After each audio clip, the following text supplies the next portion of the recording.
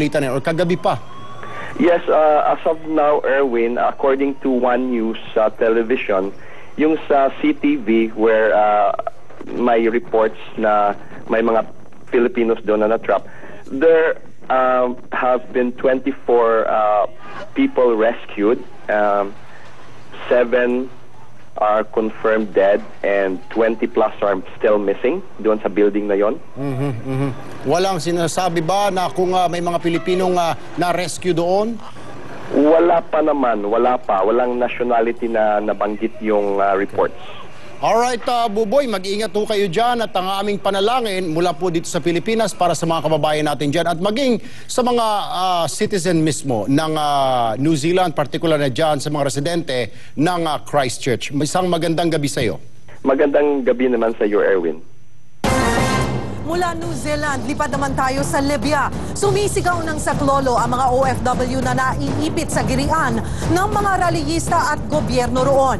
Mahigit 1,000 Pinoy na ang lumikas papuntang Egypt pero marami hindi man lang daw makalabas kahit sa pinto ng kanilang mga bahay. Ikwento mo, Marlene Alcaide.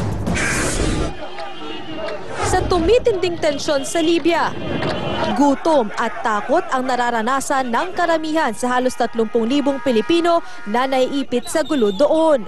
Lalo na raw yung mga nasa may disyerto. Malalayo rito sa gitna ng disyerto. You know, ay mga taong hindi nakakain ng isang ganda ng araw hanggang ngayon.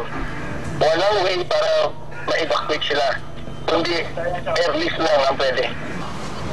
Dahil sa sitwasyon doon, dumulog na sa DFA ang ilang mga kamag-anak na mga OFW sa Libya. Gusto na raw kasing umuwi ng mga mahal nila sa buhay pero hindi sila makaalis dahil sa gulo. Nakukunta ko pa yung asawa ko. Ang sabi nila nag-aantay sila ng rescue. Wala silang ginawa. Prayers and rescue, prayers and rescue.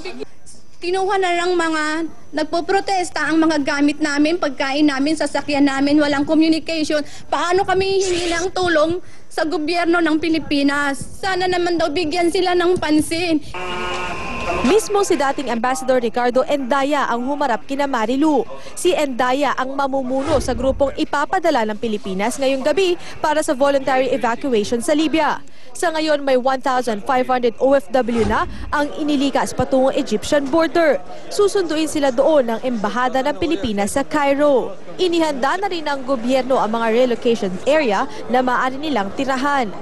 Kung sakali man hindi na available yung airport, yung ating augmentation team ay tutungo sa pinakamalapit na lugar na may bukas na aeropuerto at didiretso na sila papunta ng Tripoli. 2 chartered planes din ang aalis ngayong gabi para sunduin ang mga Pinoy sa Libya na gusto nang umuwi.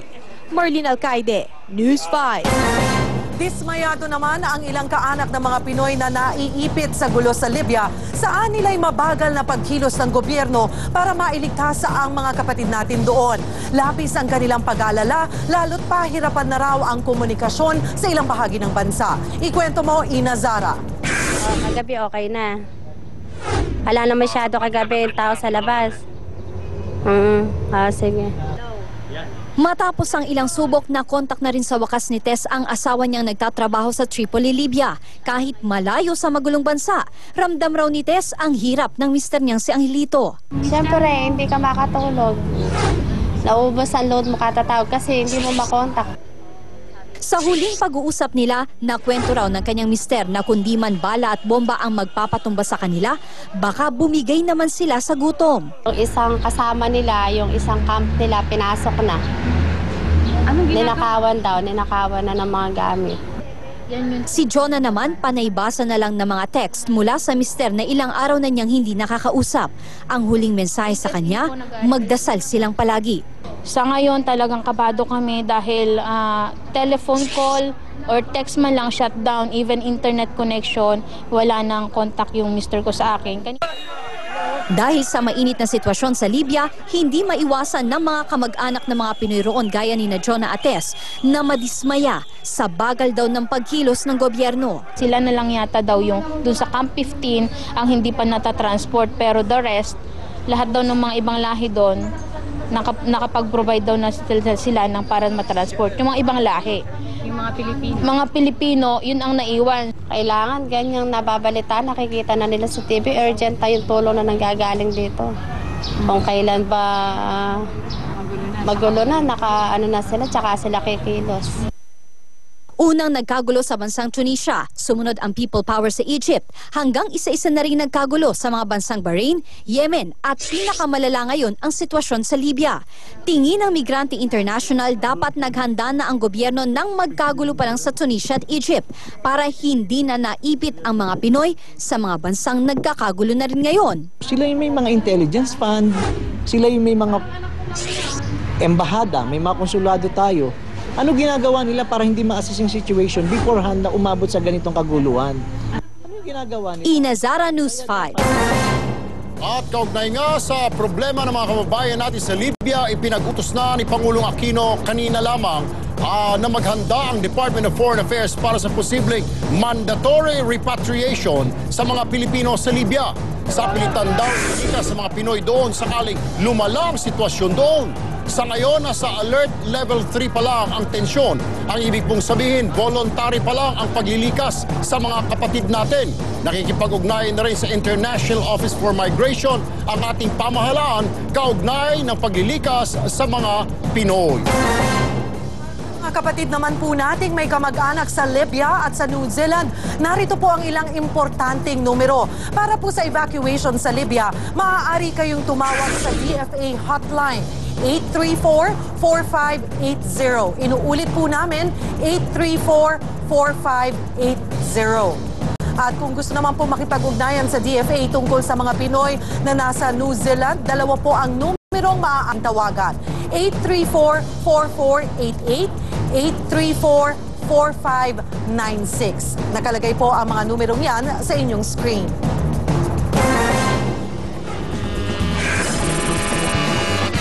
Makatang walang supply! Aray ko. Aray. Sakit. Saan mo napunta? Ay, nung isilang ka sa mundong ito, ay natawa ang magulang mo at gorilya pa sa'yo'y tukso. Naku! Kawawa naman itong batang ito. Sino kaya ito? Oh. Kayo nakatingin sa akin. Hindi ako, no? Ito po ang kwento. Watch this. Napapanahon nga araw ng pagsilang ng baby gorilla, aliw ng magulang. Doon nga po sa zoo, feeling ay sila lang ang tanging mag-inang magandang nilalang. Ew! Ang buhay ng baby ay talagang iba. Ang yabang maglakad, lagi namang tumba. Sa una lang daw yun, baka makachamba nang umulit bagsak pa rin. Ano pa nga ba? Bata, lasing ka ba? Trivia time na tayo! Alam nyo ba na kapag na-excite ang isang gorilla, ay naglalabas yan ng masamang amoy? Ew! O mas kilala sa tawag na BO o body odor. At kung ang mga tao naman ay naka-close fist o sarado ang kamao, kapag nagtitimpi o nagagalit, ibahin nyo ang mga gorilla. Kapag kasi nakita nyo ng tinatambol-tambol ang kanilang dibdib na parang si Tarzan, magtago na kayo saan man dahil sinyalis na ito ng kanilang pag-atake na hindi mapigilan. Ay, nako po, ayan na, narinig nyo na talaga naman medyo mabaho pala yung amoy. Kaya nako mga kids, medyo maliligo naman kayong madalas, mahiya naman kayo, tapos magpapalit naman kayo ng mga suot nyo, mga costume nyo. Parang nasaktan yata ako sa sinabi ko. Pero ito pa rin po si Makata. Hindi man nagpapalit ng bihisan, mula noon hanggang ngayon, ay nagbibigay pa rin ng edukasyon, leksyon at impormasyon dito lang sa Aksyon! Susunod sa aksyon, Chief Troubleshooter ng Pangulo na si Mar Rojas bigo sa kanyang assignment sa Taiwan. Sabi mismo ni Pinoy. 75 anyos na lolo, ginagawa umanong parausan at punching bag ang mga trabahador sa kanyang tindahan. Nahuling hold-upper sa Pasay, napadumi sa pantalon sa nervyos.